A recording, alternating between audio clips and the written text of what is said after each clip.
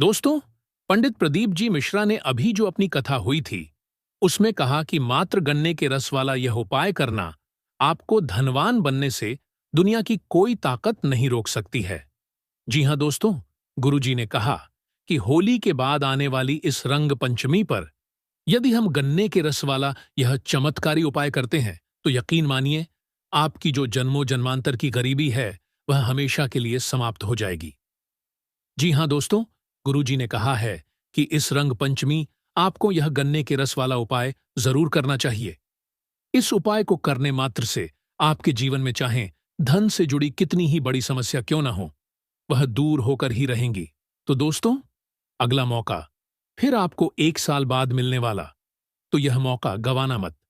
दोस्तों, इस उपाय को करने के बाद आप स्वयं कहोगे कि वाह गुरुजी, आपने तो मेरी किस्मत ही खोल दी। जी हां दोस्तों, पूज्य गुरुजी ने कहा है कि बहुत सारे लोगों ने पहले भी इस उपाय को किया था और उन्हें इस उपाय का लाभ भी मिला था। तो आपसे भी हाथ जोड़कर निवेदन है कि यदि आप भी इस उपाय को करेंगे, तो आप जो एक एक रुपए को लेकर परेशान रहते हैं, 100 रुपए कमाते हैं, 200 आपके खर्च हो जाते हैं, इन सभी समस्याओं को मात्र यह गन्ने के रस वाला उपाय समाप्त करने वाला है। दोस्तों, जानेंगे सब कुछ गुरुदेव के अनुसार। लेकिन दोस्तों, इस वीडियो को पूरा देखना बेहद जरूरी है, क्योंकि अधूरी जानकारी कभी-कभी घातक हो सकती। इसीलिए आप वीडियो को पूरा ही देखें, आधा अधूरा ना देखें। कई लोग होते हैं जो वीडियो को बीच-बीच से देखते हैं, काट-काट कर देखते हैं, और फिर ऐसे व्यक्तियों को जीवन में कभी सफलता हासिल भी नहीं हो सकती। इसीलिए वीडियो को आधा अधूरा छोड़कर ना जाएं। और जिन भी मेरी माताओं बहनों ने महादेव की इस वीडियो को लाइक नहीं किया है, तो लाइक जरूर करें और चैनल को सब्सक्राइब भी करें। और एक बार कमेंट बॉक्स में ओम नमः शिवाय या हर हर महादेव जरूर लिखें। महादेव आपका भाग्य बदल देंगे। तो देखो, सबसे पहली चीज, रंग पंचमी का जो दिन होता है, यह बहुत ही बड़ा दिन होता है।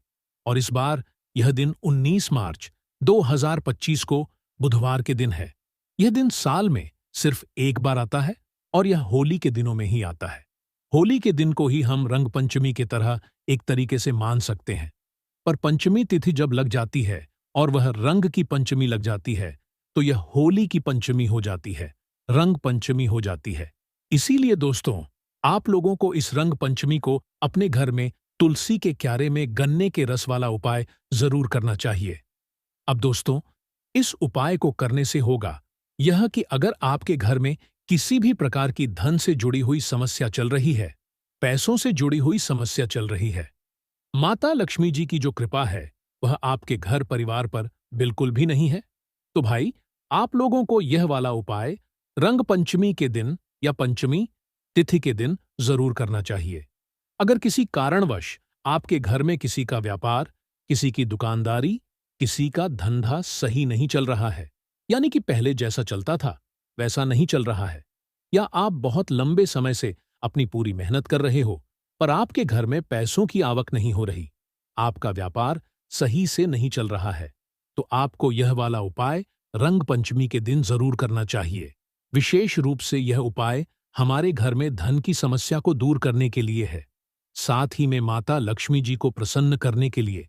जब माता लक्ष्मी जी हमसे प्रसन्न होंगी, तो अपने आप ही हमारे घर में पैसा आना शुरू हो जाएगा, धन आना शुरू हो जाएगा। तो दोस्तों, अभी रंग पंचमी के दिन आपको इस गन्ने के रस वाले उपाय को कैसे करना है, किसको करना है, किस समय करना है, ये सारी जानकारी हम आपको बताते हैं।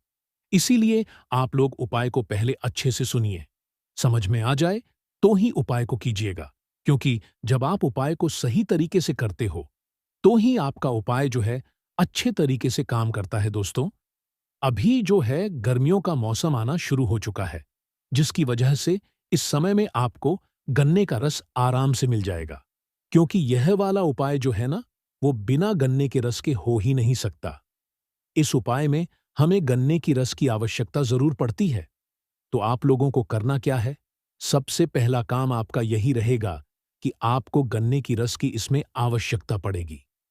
ठीक है दोस्तों, अभी आप लोगों को अपने घर के आसपास कहीं पर भी गन्ने का ठेला या गन्ने की मशीन जरूर मिल जाएगी, जहां पर आपको गन्ने का रस मिलना शुरू हो गया होगा। ठीक है, पर यहां पर इस उपाय में आपको वो गन्ने का रस नहीं लाना है जो आपको वो पीने के लिए देता है। आपको कुछ अलग तरीके से निकलवा कर लाना है। देखो, आपके घर के आसपास जहां पर भी गन्ने का जूस मिलता हो, आपको वहां पर जाना है। सीधी सी बात यह है, ठीक है? और वहां पर जाकर उससे ये नहीं बोलना है कि हमें 1 गिलास गन्ने का जूस लगा दो। आपको उससे ये बोलना है कि हमें 1 गिलास सादा गन्ने का जूस निकाल के दो। उसमें ना तो आप मतलब कुछ नमक डालना, ना तो उसमें कुछ बर्फ डालना, कुछ भी नहीं डालना। सादा जैसा गन्ना डाला आपने, वैसा गन्ने का जूस निकलवाना, उसे बस छान के हमको दे दो। ऐसा आप लोगों को गन्ने का जूस लेकर आना है। ना कि आप लोग ऐसा बोल के आ जाओ कि भाई हमें 1 गिलास गन्ने का जूस पैक कर दो। तो वो क्या करेगा, उस गन्ने के जूस में नमक भी मिला देगा और जो बर्फ होगी वो भी मिला देगा। अब बर्फ मिलाने से क्या होगा कि यह जो गन्ने का रस है ये फिर उपाय के लिए नहीं चलेगा। ये जो गन्ने का रस है ये आपके पीने के लिए हो जाएगा। इसीलिए जो उपाय के लिए आप लोग गन्ने का रस लेकर आओगे, उस गन्ने के रस में आपको कुछ भी नहीं डालना है। वो सादा गन्ने का रस होना चाहिए। ठीक है? मतलब कि वो जैसे ही गन्ने की मशीन से निकला, वो उसे सीधा आप लोग अपना पैक करवा लेना और उसे अपने घर पर लेकर आ जाना। किस दिन लेकर आना? रंग पंचमी के दिन ही ताजा ताजा गन्ने के रस से जो है जूस से आप लोग इस वाले उपाय को करना। ठीक है? तो ये बात आप समझ गए कि आपको गन्ने का रस कैसा लेकर आना है। अच्छा वाला लेकर आना है जिसके अंदर कुछ भी नमक या तो कुछ भी मतलब अलग से चीज ना डली हुई हो। अब जैसे ही हमने आपको सावधानियां बताई हैं, इन सावधानियों को ध्यान में रखते हुए आप इस गन्ने के रस को निकलवाकर अपने घर पर लेकर आ जाइए। ठीक है? अब दोस्तों, क्या करना है? देखो, गन्ने का रस तो आपके घर में आ गया है। इसके बाद आपको इस उपाय को करते समय शुद्धता का विशेष रूप से ध्यान रखना है। यानी कि करके शुद्ध होकर ही, अच्छे वस्त्र पहनकर ही आप लोगों को यह वाला उपाय करना है, क्योंकि आप इस वाले उपाय को माता लक्ष्मी जी को प्रसन्न करने के लिए कर रहे हैं। जब माता लक्ष्मी जी को हम किसी उपाय को प्रसन्न करने के लिए करते हैं, तो निश्चित सी बात है, हम उसमें शुद्धता का विशेष रूप से ध्यान रखते हैं। तो यहां पर हमारे उपाय की एक सामग्री तो तैयार हो चुकी है, जो कि आप लेकर आ चुके हो। गन्ने का रस है। अब इस गन्ने के रस को आप किसी भी एक कटोरी में रख लो या तो किसी भी एक पात्र में रख लो। गिलास में मत रखना। एक कटोरी में, अपने घर की जो पूजन वाली कटोरी है, अच्छी कटोरी हो, उसके अंदर जो है मतलब आप आधी कटोरी जो मतलब गन्ने का जूस रहेगा, गन्ने का रस रहेगा, उसको डाल लेना अपने घर की कटोरी में। ठीक है? और बाकी का जितना गन्ने का रस है वो आप अलग रख देना। वो आप बाद में मतलब पी सकते हो। पहले उपाय कर लेना, बाद में उसको मतलब आप लोग पी लेना है ना। उसे तो क्या करना है, इस गन्ने के रस को लेकर आपको क्या करना है? देखो, इस उपाय को तो आप कर रहे हो, पर इस उपाय को करने के लिए आपके घर में तुलसी जी का क्यारा भी होना चाहिए। क्या होना चाहिए? जिस जगह पर आपके घर में तुलसी जी लगी हुई है या तुलसी जी का जो गमला है वो लगा हुआ है, तो आपको उस जगह पर इस उपाय को करने के लिए जाने की जरूरत पड़ेगी। तो इसलिए इस उपाय को करने के लिए आपके घर में एक तुलसी का पौधा होना चाहिए। ऐसा पौधा हो जो कि एक क्यारे में बना हुआ हो या एक गमले में हो। ठीक है? तुलसी जी होना जरूरी है इस उपाय को करने के लिए। अब जैसे ही आप लोग अपने घर में तुलसी को मतलब रख लेते हो, एक जगह पर मतलब जहां पर भी रखी हुई है, वहां पर आप लोग अपने इस गन्ने के रस को लेकर पहुंच जाते हो। उसके बाद में आपको ध्यान में यह बात रखनी है कि इस उपाय को करना किस व्यक्ति को है। तो देखो, इस उपाय को कोई बच्चे नहीं करेंगे। इस उपाय को घर का कोई भी एक बड़ा सदस्य ही करेगा। घर का कौन बड़ा सदस्य करेगा? विशेष रूप से जो घर की बड़ी माताएं बहनें होंगी, उन माताओं बहनों में से कोई भी एक माता बहन इस गन्ने के रस वाले उपाय को कर सकती है। क्योंकि घर की बड़ी माताएं बहनें कौन होती हैं? घर की लक्ष्मी होती है। जब घर की लक्ष्मी कोई उपाय करती है, तो निश्चित सी बात है कि घर की लक्ष्मी तो प्रसन्न होती ही होती है। तो अब आप लोगों को क्या करना है कि घर की लक्ष्मी को मतलब घर की बड़ी माताओं बहनों में से कोई भी एक माता बहन इस वाले उपाय को कर सकती है। हाँ, किसी कारणवश अगर घर की माता बहन उपस्थित ना हो या वह इस उपाय को ना कर पा रही हो, तो उस स्थान पर घर का कोई बड़ा व्यक्ति भी, चाहे वह पुरुष ही क्यों ना हो, वह भी इस उपाय को कर सकता है। बस इस बात का आप लोगों को ध्यान रखना है। ठीक है, अब यह बात भी आपको समझ आ गई कि घर का कोई एक ही व्यक्ति इस उपाय को करेगा। घर के सभी सदस्यों को इस उपाय को करने की जरूरत नहीं है। घर का जो एक व्यक्ति इस उपाय करेगा वो भी मुख्य सदस्य होना चाहिए, बड़ा सदस्य होना चाहिए। ठीक है? तो यहां तक आप लोगों को ये बात समझ आ गई। अब घर का जो मुख्य सदस्य है वह तो इस उपाय को कर रहा है, पर जो भी इस उपाय को कर रहा है पहले उसको अपना नाम तो पता ही होगा, पर उसको अपना गोत्र भी पता कराना है। ठीक है? अगर आपको पता नहीं है तो आप अपने जो भी घर के बड़े हो उनसे पूछ लीजिएगा कि हमारा गोत्र क्या है। भाई, उस गोत्र के साथ साथ में यह वाला उपाय होगा, और आपका नाम तो वैसे भी आपको पता ही होगा, और गोत्र की भी इस उपाय में हमें आवश्यकता पड़ेगी। इसीलिए गोत्र का पहले ही पता आप लोग कर लेना है ना। तो जैसे ही उपाय की तैयारी हो जाए, सुबह सुबह प्रातःकाल के समय ही आप लोगों को यह वाला उपाय करना है। जितना सुबह कर सकते हो उतना अच्छा है। बाकी 10 बजे तक भी अगर उपाय करोगे तो भी कोई दिक्कत वाली बात नहीं है, आपका काम हो जाएगा। ठीक है, पर उपाय को शाम के समय या रात के समय नहीं करना है इस बात का आप लोग ध्यान रखना।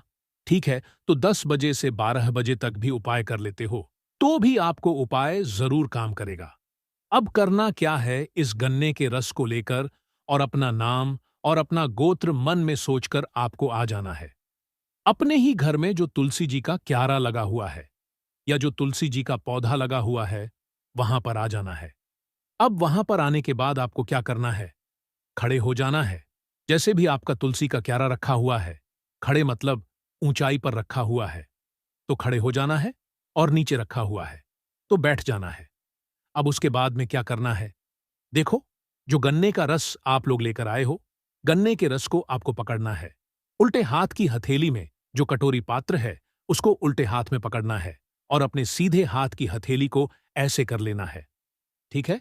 अब करना क्या है, अपने सीधे हाथ की हथेली में थोड़ा सा आपको गन्ने का रस लेना है। कितना लेना है? थोड़ा सा गन्ने का रस लेना है। अब इस गन्ने के रस को अपने सीधे हाथ की हथेली में लेकर आंखें बंद करके आपको अपना नाम और अपना गोत्र बोलना है। क्या बोलोगे? अपना नाम बोलोगे पहले, फिर अपना गोत्र बोलोगे, जो आप पूछ कर आए हो, जो आपको पहले से पता है। आपके परिवार का जो भी गोत्र है, अपना नाम और अपना गोत्र बोलोगे। फिर जो आपने अपने सीधे हाथ की हथेली में अभी इस गन्ने के रस को लिया है, गन्ने के जूस को लिया है, इस गन्ने के रस को आपको तुलसी जी के क्यारे में समर्पित कर देना है। ऐसा नहीं है कि तुलसी की पत्तियों पे आप लोग छिड़क दो या तुलसी के पौधे पे आप लोग छिड़क दो। नहीं, आपको ऐसा नहीं करना है। उस तुलसी के क्यारे की जो मिट्टी होगी, उस गमले की जो मिट्टी होगी, उस गमले की मिट्टी के अंदर आपको इस मतलब जो है गन्ने के रस को समर्पित करना है, वो भी अपना नाम और अपना गोत्र बोलते हुए। तो इसी तरीके से आप लोगों को क्या करना है, यही जो हमने आपको क्रिया बताई है, ये आपको 7 बार दोहरानी है। मतलब कि पहली बार आपने क्या किया, थोड़ा सा गन्ने का जूस लिया, गन्ने का रस लिया, अपने सीधी हाथ की हथेली में नाम और गोत्र बोला और तुलसी के क्यारे में मिट्टी में समर्पित कर दिया। फिर दूसरी बार आप लोग वापस से थोड़ा सा गन्ने का रस लेना और अपना नाम और बोलना और तुलसी के क्यारे में मिट्टी में समर्पित कर देना।